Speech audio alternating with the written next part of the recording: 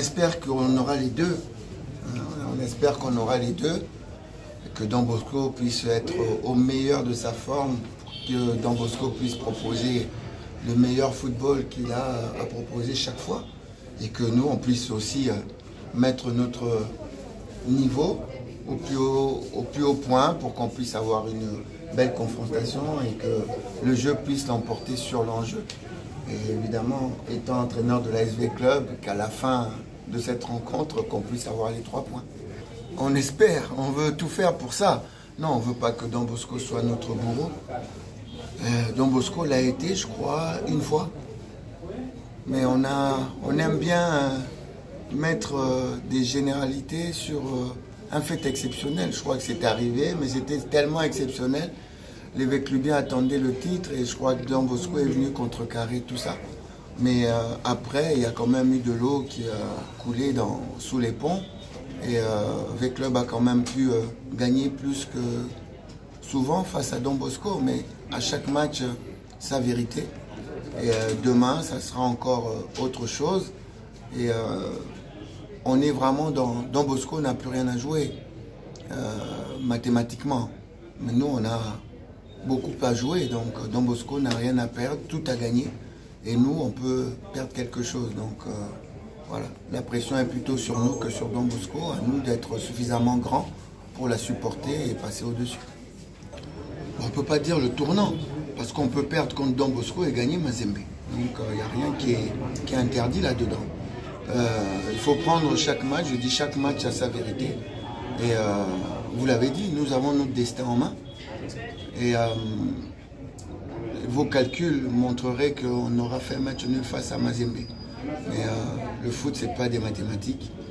Il n'y a pas comme ça une suite algébrique ou géométrique avec une raison là-dedans. Donc il faut qu'on joue nos matchs. Nous, il nous reste 6 matchs à jouer. Après celui-là, il nous en restera 5 et on se focalise vraiment sur ce match-là. Et on verra, c'est vraiment, on est lancé dans un compte à rebours. Et on ne fait pas des calculs en disant on va terminer avec tel nombre de points. Ce qui nous intéresse, c'est d'être champion. C'est toujours plus intéressant de gagner que de faire un autre résultat, ça c'est clair.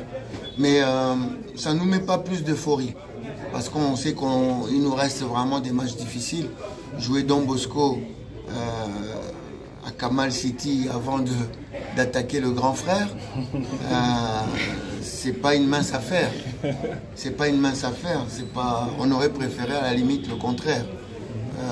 Bon voilà, le calendrier a été fait comme ça. Ça, c'est pas quelque chose qui nous est vraiment très favorable. Maintenant, on doit s'accommoder de cela. Et puis, on doit avancer. Mais il n'y a pas d'euphorie de notre côté. C'est pas très agréable de jouer contre des amis, mais on le fait toutes les semaines parce que tous les entraîneurs sont amis maintenant. Et je tiens vraiment à saluer les entraîneurs congolais.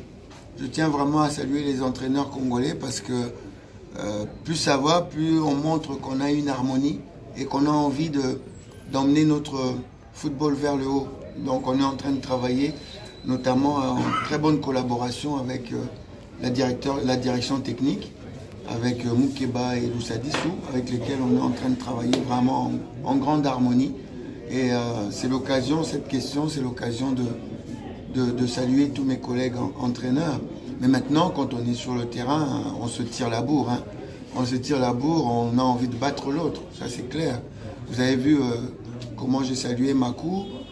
Je suis parrain de mariage d'Anissé qui était là.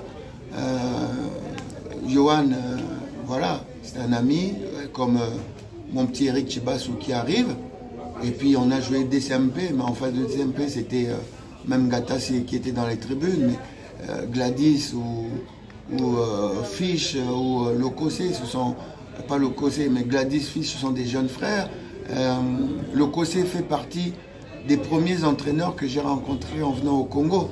Donc voilà, on se connaît très bien, on s'apprécie tous, mais pendant 90 minutes, je vous assure que chacun lutte pour gagner. Une fois que c'est terminé, c'est terminé. Voilà.